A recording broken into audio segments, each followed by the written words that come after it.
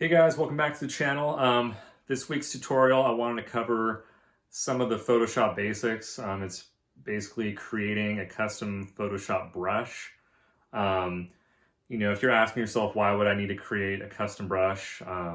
You know, I can tell you about a million reasons. For me personally, when it comes to a lot of my artwork uses, sometimes I use a lot of like blood splatters or grunge kind of effects or lens flares. These things come in really handy when you don't necessarily have the ability to get stuff off stock websites. And it's also a lot quicker to just kind of go into your brush panel and select it and boom, use it. But with this tutorial, it's super easy. I know I use CS5.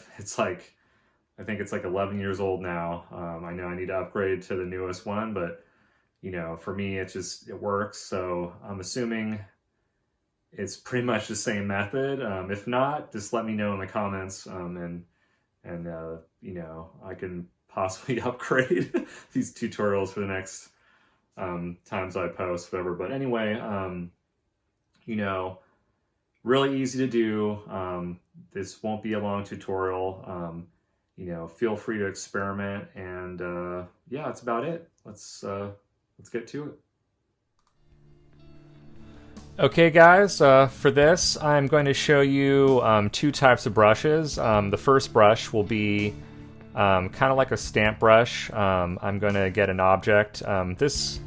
This object is a tree. I got this one from a site called Pixel Squid.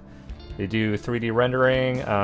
This one doesn't have a background, and they actually all come kind of in PNG format, so there's no background to take out. But if you're going to use an image similar, I suggest either using a kind of a white background with the image isolated, or take out the image or the background yourself to use it. So I'm just going to drag it onto the canvas. And this canvas, I saved it as 12 inch by 12 inch square at 72 DPI. The reason why I did 72 DPI is when I make the brush, it won't be gigantic, so it won't use a lot of memory in your Photoshop. So basically place the image, use whatever you want. I'm just using this tree as an example. Get the selection tool here and just select the whole thing and go to edit and define brush preset, and I'll just name this tree. Hit OK. Okay, then deselect there. Let's just test this brush out. Okay, go to brushes. Go to the bottom. Usually saves it at the bottom here. And there you go. And there's your tree. And you can literally do any kind of image you want. I mean, this is just an example.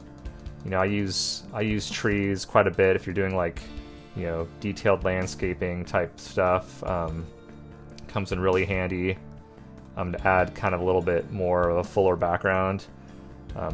Tiny little details, but you can literally do any kind of image you want. So experiment, all you want.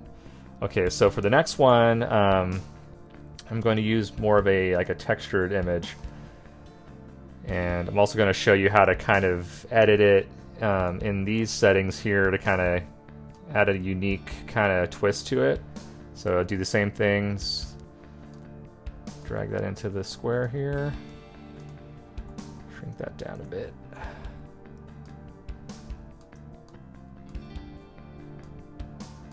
And I'm just going to angle this a little bit just to kind of add a little bit of flair to the thing.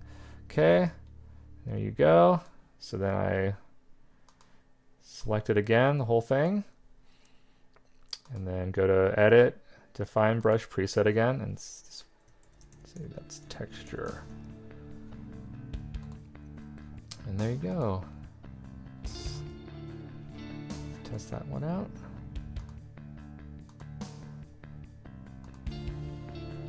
And there you go. Boom goes the dynamite. And there's your texture. You know, you can use that, and if you're not really happy with the way it's sort of, you know, kind of painting, you can, you know, there's so many things you can add to it, like you can change the angle, like the width, make it like thinner. I like to kind of decrease the spacing here, kind of adds more of a smoother flow. Let's do it totally like kind of like that.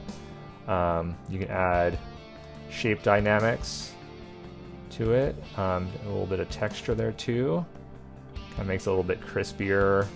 You know, I do wet edits a lot too. Kind of adds that like watercolor effect. But yeah, I mean, you can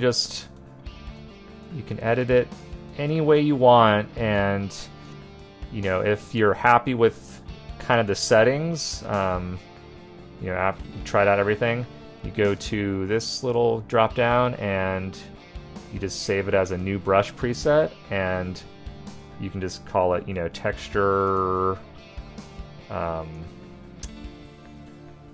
added effects or something. I don't know, whatever you want to call it.